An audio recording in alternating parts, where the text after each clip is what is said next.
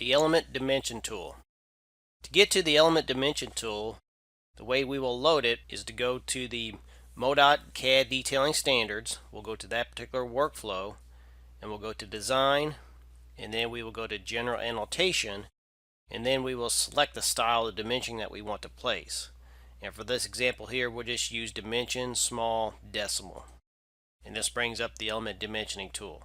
So let me zoom into this area.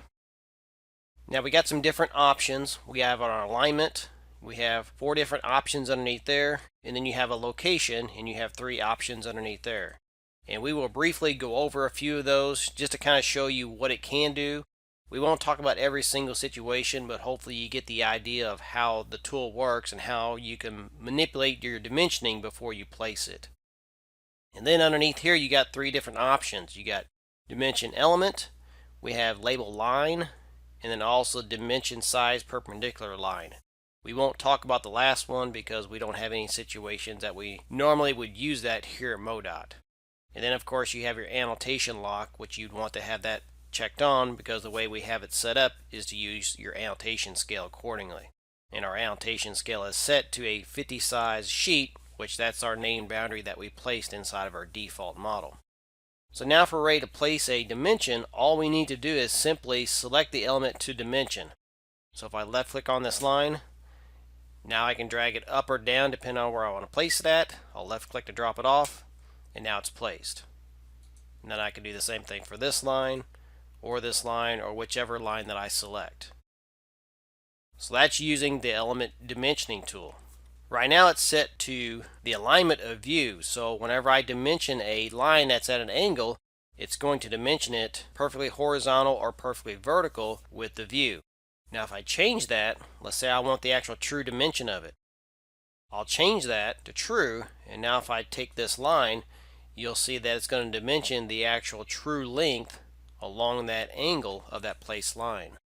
So that's kind of the difference between your alignment. You can do it from drawing, from view, true, or this last option. You also have the option of what location, how you want to place it. Let me go ahead and do a few undos. And I will change my location to manual. If I want to come out here and dimension this line, I'll left click on the line, I'll left click to drop the placement of it off. But now since I changed my location to manual, it gives me the other option of where do I want to place the text at. So I can move it before I actually drop it off. And now it's placed. Same thing for this one. Maybe I need it in a different location. So that's just some options underneath your alignment and your location that you can change whenever you're placing your dimension. Let me scroll over to the next one, which is label line. And I'll go to my second option right here that says label line underneath my element dimensioning tool. Now you'll see these two will be ghosted out because there's no options for the labeling of it. So if I want to label this line, all I need to do is left click on it and then drop it off where I want to place that label on that line.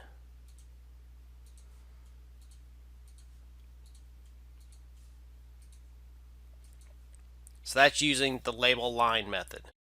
And then the last one is this option right through here, element dimensioning for a radius or a diameter or parallel.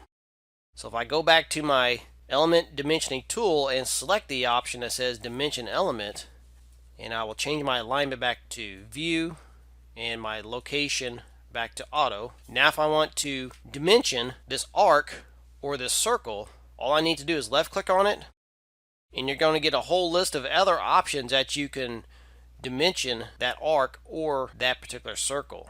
And basically the icon represents how it's going to place that dimension. So if I do this first one right here that says dimension radius, and I go out here and left click to drop it off, it's going to dimension the radius of it. Or if I do the second one, which is dimension radius extended, it just extends to the center of that particular circle or the arc. If I do the third one, is dimension diameter. It's going to dimension the diameter of it. And of course I can place it wherever I need to place it at. Same thing for the third one, which is an extended leader. You'll see the leaders inside of there. And then the last one is dimension, diameter, parallel, which will dimension to the outside of it.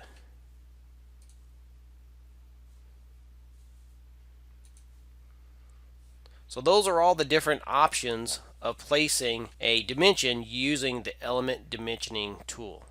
You got some different options for your alignment and your location, and then depending on what item that you select will determine if it's going to be a linear dimension like what we have here, or if it'll change your options to where it's with a circle or an arc like what we're doing right here.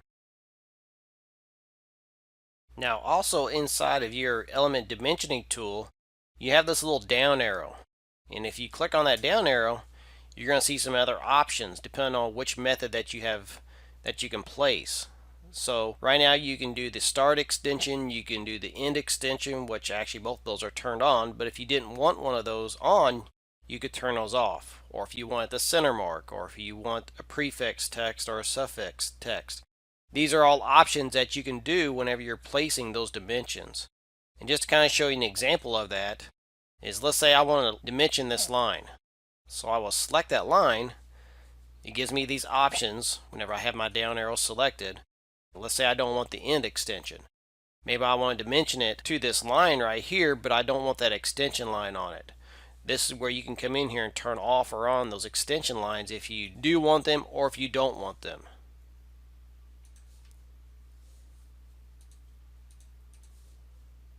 And then place the dimension, and now you're finished. Same thing, you can put a text frame around it, you can change your alignment to something else. A lot of stuff that you can change inside of here if you wish whenever you're using the tool. So kind of keep that in mind whenever you're placing your dimensions using this tool, and also with the other dimensioning tools that you'll see later on, that you can come in here and select that down arrow and it'll show you a bunch of other options depending on how you want to have that dimension to be viewed or other options to show up.